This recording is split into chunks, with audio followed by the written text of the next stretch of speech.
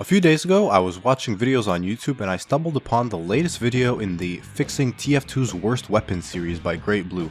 And I figured, you know what, there are some bad weapons in OSRS that could use some fixing of their own.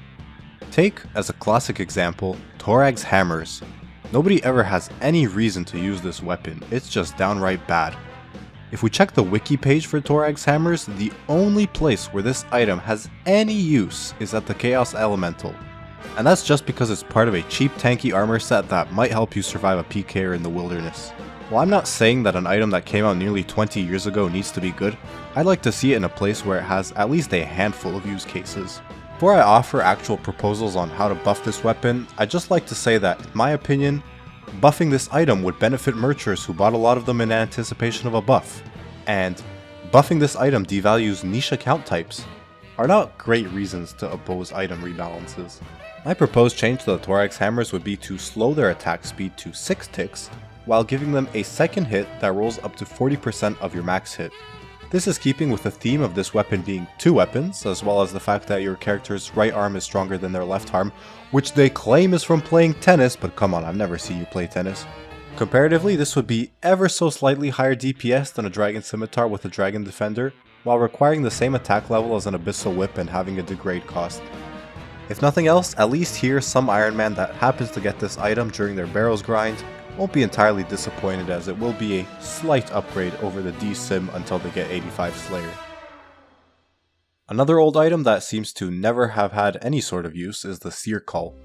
Believe it or not, this item, that is a rare drop from Dagonoth Supreme, has the same rage attack bonus as a magic shortbow, an item that is fletched in the hundreds of thousands per day, while also being 1 tick slower. Not to mention that its special attack consumes 100% of your spec energy and is extremely niche, if not useless, in both PvP and PvM. My suggestion for this one is simple. Just buff its range attack bonus and attack speed to match that of the imbued magic shortbow. While it will still have a much worse special attack and therefore be an overall worse weapon, at least it'll look cooler. And now for a bit of a personal rant on a very niche item that you may not have even heard of. Why the hell did Jagex cater to the nichest of account types when designing the Baronite Mace? For those of you who don't know, the Baronite Mace is a weapon that can be obtained in Camdozel after the Below Ice Mountain quest. It requires you to assemble it from 3 pieces scattered around Camdozel that you can get from mining, fishing, and fighting golems. You'll notice it has exactly 4 strength bonus less than a Rune Scimitar, making it have a max hit that is lower by exactly 1 in most scenarios. While for most accounts getting the Baronite Mace is a much longer process than either fighting Zamorak warriors or just going to the Grand Exchange with 15k in your pocket to buy a Rune Scimitar, getting a Rune Scimitar is of course a huge accomplishment for the free-to-play Ironman Snowflake who has no choice but to smith it themselves. And while buffing the Baronite Mace to match the Rune Scimitar's plus 44 strength bonus might devalue their accomplishment, the way I see it is that these stats in their current state just devalue all the other people who go out of their way to get a Baronite Mace. I only have one magic weapon on this list, and while you may think it's Aram's Staff, I actually think that that weapon, given it is now one-handed and provides a 5% magic buff, has at least some uses. The staff I have in mind is the Mejtal, better known as the Obsidian Staff. Literally, the only use for this thing, I kid you not, is to use 10 of them to build a fucking fence in your player-owned house. Also, I guess this thing was forgotten in the update to Aram's Staff because it is still a 2-handed staff, a title it now only shares with the Tumikin's Shadow and the Staves in the Gauntlet. However, I don't think that this needs to be changed since it can still be made useful while being a 2-handed weapon. Given its volcanic theme, I'd like to give it a super niche effect that I don't think will disrupt any important metas, but I'm sure will give it some uses, and that is, fire spells have their maximum damage increased by 1. This would mean that Fire Strike can now hit 9 and Firebolt with Chaos Gauntlets can hit 16, while trading off the fact that you can't wield anything in the shield slot.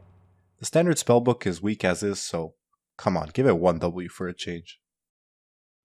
The Elder Maul is a rare reward from the Chambers of Xeric. In fact, it is the rarest item from the Chambers of Xeric, tied with the Kodai and the Twisted Bow.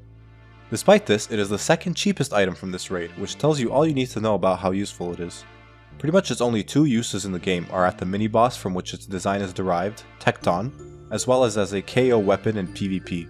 Its DPS actually isn't terrible compared to something like the Abyssal Bludgeon at a lot of places, maybe only 10% or so lower if even that much, but it still feels like a shame that such an exceedingly rare weapon has considerably few uses.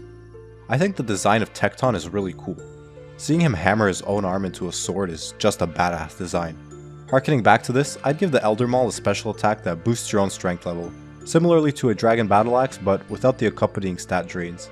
I just take the strength potion formula and buff it by a couple of flat levels, bringing the maximum possible strength boost at level 99 from this special attack to plus 21, the same as is currently maximally achievable with the Dragon Battle Axe. This could make the Elder Maul useful for any boss where you teleport out between kills, since you could use the special attack and then immediately restore your spec energy at your POH pool, possibly giving you an extra max hit and saving you a little bit of money on strength potions. Alright, so as I was editing this video, or I guess not editing this video and procrastinating by browsing Reddit, I came across this post by Mibugu talking about this exact same thing, make the Elder Maul a worthy mega rare. And their suggestions are quite a bit more interesting than the one that I just proposed, involving sort of making it act like the Colossal Blade. I suggest you go take a look at it. I'm not going to steal their thunder here. The Reddit post is linked in the description. And finally, possibly the OG useless weapon in OSRS, introduced with its very first quest, the Light Ballista. It is a straight downgrade to its bigger, heavier brother, which boasts plus 15 ranged attack and strength bonus, as well as the exact same special attack. While this may be justified with the light frame used to make the light ballista being twice as common as the heavy frame used to make the heavy ballista, it's not like the heavy ballista itself is super useful or expensive. Pretty much its only use is as a KO weapon in PvP. I'd actually like to see a bit of an experimental change with the light ballista, just to see how it shakes out and then maybe make other changes from there if necessary. Since it presumably shoots with lesser force than its heavier brother, I think that the javelins fired from the light ballista should not be guaranteed to break on impact like they currently do. Instead, they would share the same 20% chance of breaking as all other ranged ammunition. Maybe lowering the cost of using this thing will uncover some kind of use case for it. If nothing else, it'll just be fun to run around with it, looking like a badass. Do you have any other weapons you think should be fixed? Or do you have different suggestions for fixing the weapons I mentioned here? Let me know in the comments, I'd love to read them all. And if you haven't already, be sure to subscribe. Thank you for watching, and I hope to see you again in the next video.